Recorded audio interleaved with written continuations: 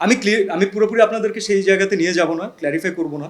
তবে আপনারা ভালো মতো জানেন, আরও বেশি জানবেন যে আপনারা কি এখানে অনেকেই তো সন্তানের বাবা আছেন, রাইট? আপনারা অনেকে জানেন, আমি নিজেও সন্তানের বাবা। তো আমি এটা বলতে পারি যে একজন এই মুহূর্তে সামগ্রিক বাংলাদেশের অবস্থানে একজন ছেলের বাবা হওয়া আর একজন মেয়ের বাবা হওয়ার মধ্যে কিন্তু পার্থক্য আছে। একজন মেয়ের বাবাকে কিন্তু আর অনেক এক্সট্রা জিনিস মাথায় রাখতে হয়, এবং তা কেন রাখতে হয়? কারণ আমরা সেই বাচ্চাদেরকে আমরা সেই সেফটি, সিকিউরিটি, এনভায়রনমেন্ট দিতে পারি নাই। আমরা একটা বিচারও প্রপারলি ইনস্ট্যান্টলি করতে পারি না, সেটার জন্য আমাদেরকে দীর্ঘ সময় অপেক্ষা করতে হয়। 2 বছর প্লাস সময় আগের ঘটনা জিজ্ঞেস করেছেন। জঙ্গলি এমন প্রথম ফিল্ম আমার ক্যারিয়ারে যেখানে স্ক্রিপ্ট রাইটিংয়ের একেবারে স্টেজ থেকে আমি সম্পর্কিত হতে পেরেছি, সংযুক্ত হতে পেরেছি। এই এক্সপিরিয়েন্স আমার এর আগে হয়নি, কারণ মেনলি আমরা হচ্ছে সবসময় পাণ্ডুলিপি পাই, আপনারা জানেন ডিরেক্টর আমাদেরকে পাণ্ডুলিপি পাঠান। তবে একটা ইয়াং টিম নিয়ে আমরা কাজ করেছি, তো এই টিমটা চাচ্ছিল যে এই কাজটা কোলাবোরেশনের মাধ্যমে হোক, এবং যেহেতু টিম প্রথম থেকে আমি জানি যে টিমের সাথে আমি সম্পর্কিত, টিম জানে যে আমাদের টিমে কে কে থাকতে পারে প্রবাবল, তো কাজটা খুব সহজ হয়েছে আমাদের জন্য, কারণ একজন আর একজনের সাথে তখন আমাদের আন্ডারস্ট্যান্ডিংটা ইজি হয়েছে। লম্বা সময় ধরে একসাথে কাজ করেছি এই টিমের সাথে, পার্টিকুলারলি ডিরেক্টর সাহেবের সাথে আমি এর আগে অনেকগুলো কাজ করেছি। আমাদের পরমন দুইতে উনি অ্যাসোসিয়েট ডিরেক্টর ছিলেন, দহনে উনি অ্যাসোসিয়েট ডিরেক্টর ছিলেন। ওনার ডিরেকশনে ওনার প্রথম সিনেমা শান করার অভিজ্ঞতা আমার আছে। তো এই টিমটার সাথে আমার এক্সপিরিয়েন্স নিয়ে কোনো ইস্যু ছিল না, আমার ট্রাস্ট ছিল। তো ওয়ান লাইনার যখন আমাদের কাছে আসলো, গল্পের যে প্লট নিয়ে আমরা কাজ করেছি, ওই ওয়ান লাইনার আমার জন্য আসলে গুড এনাফ ছিল ছবির সাথে সম্পর্কিত হওয়ার জন্য। ইব্রাহিম ভাইয়ের সাথে শান করেছেন তার প্রথম সিনেমা, এবং সেকেন্ড সিনেমা জঙ্গলিতেও আপনি, তার সাথে কেমিস্ট্রিটা কেমন আসলে, এবং কি কারণে মনে হচ্ছে ইব্রাহিম ভাই আপনাকেই নিচ্ছে? আপনাদের কেমিস্ট্রি সম্পর্কে একটু জানতে চাই। আমার মনে হয় যে ওর বাজেটে অন্য কাউকে পায় না।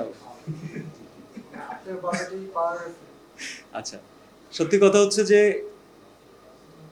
আপনারাও তো কাজ করেন, রেগুলার কাজ করেন না? তো আমরা কাজ করার সময় আমাদের কলিগদের সাথে, আমাদের সহশিল্পীদের সাথে, ডিরেক্টর আর্টিস্টের সাথে যখন কারোর সাথে কোনো ম্যাজিক্যাল রিলেশন আপনার গড়ে ওঠে, সেটা কিন্তু এমন না যে সবসময় একজন আরেকজনকে অ্যাপ্রিসিয়েট করছেন, সাপোর্ট করছেন, ঝগড়াও করছেন, মারামারিও করছেন, কিন্তু কোনো একটা অদ্ভুত কারণে একজন আরেকজনকে বিশ্বাসও করেন। সেই জায়গাটা থেকে যখন রাহিমের সাথে আমার প্রথম যে সম্পর্কটা যেভাবে তৈরি হয়েছিল, সেটা যদি আমি আপনাদেরকে একটু মনে করিয়ে দিই। পরমন দুইতে আমি সালমান শাহর একজন ফ্যান ছিলাম, যদি আপনাদের মনে থাকে। আমার ক্যারেক্টারের নাম ছিল সুজন শাহ। তো আমাদের সেটে সালমান শাহর অরিজিনাল ফ্যান ছিল হচ্ছে রাহিম। তো আমিও ফ্যান ছিলাম, রাহিমও ফ্যান ছিল। আমাদের এই সুজন শাহ ক্যারেক্টারের অনেকগুলো জিনিস রাহিম আর আমার কিন্তু ডিসকাস করে করা, কারণ বাকিদের সবার থেকে সালমান শাহর কাজ আমরা বেশি দেখেছি, আমরা বেশি ওন করি তাকে। তো তখন থেকে যে ওর সাথে আমার একটা শুটিংয়ের বাইরে হয় না যে আমরা একজনের সাথে কথা বলে শান্তি পাই, আরাম পাই, ডিসকাস করি, তো রাহিমের সাথে আমার সেই জিনিসটা প্রথম থেকেই হয়েছে। টানা সপ্তমবারের মতো বেস্ট টিস্যু পেপার ব্র্যান্ড হিসেবে স্বীকৃতি পেয়েছে বসুন্ধরা টিস্যু। রাহিম তার সিনেমার জন্য যে ধরনের কমিটমেন্ট চায়, আপনারা দেখতেই পাচ্ছেন যে আমরা 3 মাস, 4 মাস, 5 মাসে কোনো সিনেমা শেষ করতে পারিনি। শান করতেও আমরা অনেক সময় নিয়েছিলাম, জঙ্গলিতে তো সব রেকর্ড ব্রেকই হয়ে গেছে আমাদের, যেহেতু অনেক সময় নিয়ে আমরা স্ক্রিপ্টের পিছনেই আমরা অনেক সময় দিয়েছি। তো রাহিম মনে হয় এমন একজন কাউকে চাচ্ছিলেন যে দিনের শেষে ও যাকে বিশ্বাস করতে পারে, ও যাকে ফ্যামিলির মতো মনে করে, ও ভুল করলে অথবা ও যদি কোনো একটা কাজ সঠিকভাবে না করে, ওর বেস্ট আউটপুট না আসে, এমন একজনকে ওর দরকার ছিল যে ওকে বলে যে this is not your best and I know you can do better than this.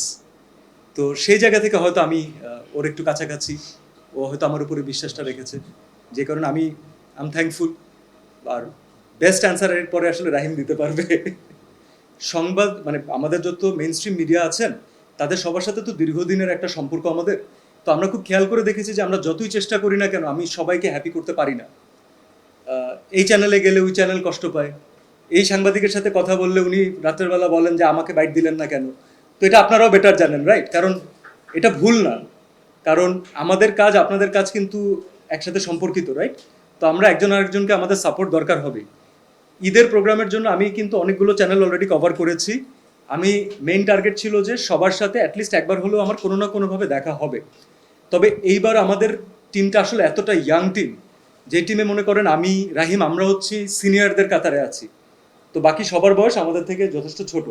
এবং এটা অনেক ইম্পর্টেন্ট, কারণ যে নিউ জেনারেশন অফ অডিয়েন্স বাংলাদেশে তৈরি হয়েছে তাদের এজটাও কিন্তু এরকম।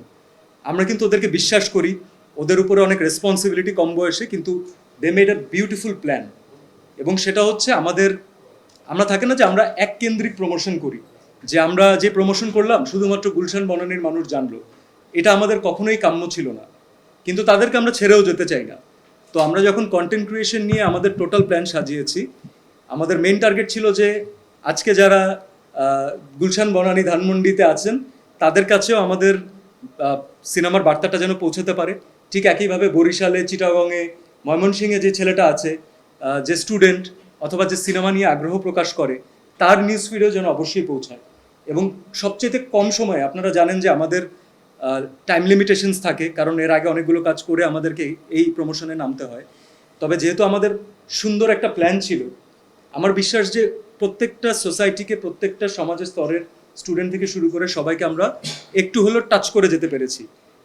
এবং যতবার আমরা টাচ করেছি, আমরা একটা জিনিস ট্রাই করেছি, আমরা শুধুমাত্র নিজের সিনেমার কথা বলা ট্রাই করিনি, আমরা বাংলা সিনেমা দেখার জন্য তাদেরকে ইনভাইট করেছি। সো এটা যদি তাদেরকে মোটিভেট করে, আমি বলবো এটা আমাদের সমষ্টিগতভাবে আমরা একসাথে জিততে যাচ্ছি। তাহলে দ্যাটস ওয়াই এইবার সিনেমার হাইপ একটু বাকি বছরগুলোর থেকে একটু different, and I am really appreciating it, I am loving ইট। সিনেমাটা আমরা প্রমোশন যখন স্টার্ট করেছিলাম, তখন আপনারা খেয়াল করেছেন যে আমাদের অ্যাকশন একটা প্যাটার্ন ছিল। সেই লুকটা দিয়ে কিন্তু আমাদের দর্শকদের সামনে আসা এবং দর্শকদেরকে একটা নতুন সিনেমাতে প্রথম 1 বছর আগে একটু হলেও ইন্টারেস্টেড ফিল করানো। ঠিক ইমিডিয়েটলি পরে আমরা এসেছি, এরপর আমরা একটা রোম্যান্টিক ইমেজ নিয়ে এসেছি, যেটা ওয়ার্ক করেছে। এরপরে আমরা টিজারের সর্বশেষ আমাদের একজন খুব খুব খুব ইম্পর্টেন্ট কাস্টকে ইন্ট্রোডিউস করেছি লাস্ট 5 to 10 সেকেন্ডসে। এখন আপনারা বলতে পারেন যে এরকম কেন? যতগুলো এলিমেন্ট আমরা ইন্ট্রোডিউস করিয়েছি, কোনোটাই কিন্তু সিনেমার বাইরের না। শুধু আমাদেরকে এটা প্ল্যান করতে হয়েছে আমরা কোনটা আগে করব, কোনটা পরে করব।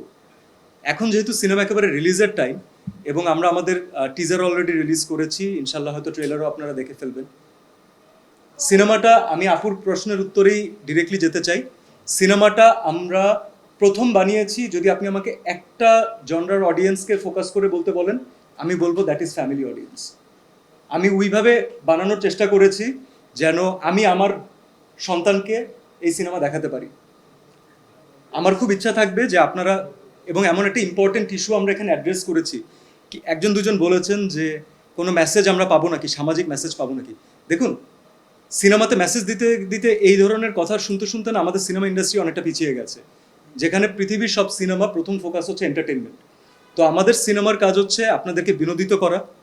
সেই বিনোদনের মাঝে আপনাদেরকে যদি একটা সুন্দর গল্প আমরা বলে যেতে পারি, যার রেশ সিনেমা হল থেকে বের হওয়ার পরেও আপনার ফ্যামিলির কাছে থেকে যাবে, বাসায় যাওয়ার পরে আপনারা হয়তো খাবার টেবিলে একটু ডিসকাস করবেন, আমার মনে হয় that is the winning moment for us. কারণ মেসেজ দেওয়ার জন্য পোস্টাল সার্ভিসেস আছে, ডাকঘর আছে, রাইট? আমি বলতে চাচ্ছিলাম যে বর্তমান সময়কে কানেক্ট করবে কিনা, বিশেষ করে টিজারের বাচ্চার সাথে আপনার এক ধরনের যে সম্পর্ক আমরা দেখি। আমি পুরোপুরি আপনাদেরকে সেই জায়গাতে নিয়ে যাব না, ক্ল্যারিফাই করব না। তবে আপনারা ভালো মতো জানেন, আরও বেশি জানবেন যে আপনারা কি এখানে অনেকেই তো সন্তানের বাবা আছেন, রাইট? আপনারা অনেকে জানেন, আমি নিজেও সন্তানের বাবা। তো আমি এটা বলতে পারি যে একজন এই মুহূর্তে সামগ্রিক বাংলাদেশের অবস্থানে একজন ছেলের বাবা হওয়া আর একজন মেয়ের বাবা হওয়ার মধ্যে কিন্তু পার্থক্য আছে। একজন মেয়ের বাবাকে কিন্তু আর অনেক এক্সট্রা জিনিস মাথায় রাখতে হয়, এবং তা কেন রাখতে হয়? কারণ আমরা সেই বাচ্চাদেরকে আমরা সেই সেফটি, সিকিউরিটি, এনভায়রনমেন্ট দিতে পারি নাই। আমরা একটা বিচারও প্রপারলি ইনস্ট্যান্টলি করতে পারি না, সেটার জন্য আমাদেরকে দীর্ঘ সময় অপেক্ষা করতে হয়। তো ভায়োলেন্স আমরা দেখিয়েছি, এটা রাইট, কিন্তু আমি সিনেমা দেখার পরে এতটুকু আপনাদেরকে কাছ থেকে জেনে নিব যে ভায়োলেন্স যদি রাইট মোটিভেশনের জন্য হয়, তখন সেই ভায়োলেন্সটা কিন্তু স্ট্যান্ড আউট করে, এবং এই মানুষটা, যে ক্যারেক্টারটাকে আপনারা দেখছেন, সে সোসাইটির রিপ্রেজেন্টেশন করে। আমি এতটুকু বলে শেষ করতে চাই, কারণ এই মুহূর্তে এই টপিকটা নিয়ে, যেটা নিয়ে আমরা কথা বলেছি সিনেমাতে, সেটা নিয়ে কথা বলাটা খুবই দরকার। এর আগে কথা বললে আরও ভালো হতো, তবে ইটস নেভার টু লেট। আমরা চাই যে আমাদের যেই ভিতরকার মোটিভেশন আছে, যেই মোটিভেশন নিয়ে আমরা গল্পটা বলতে চেয়েছি, সেটা আপনাদের পর্যন্ত পৌঁছাক।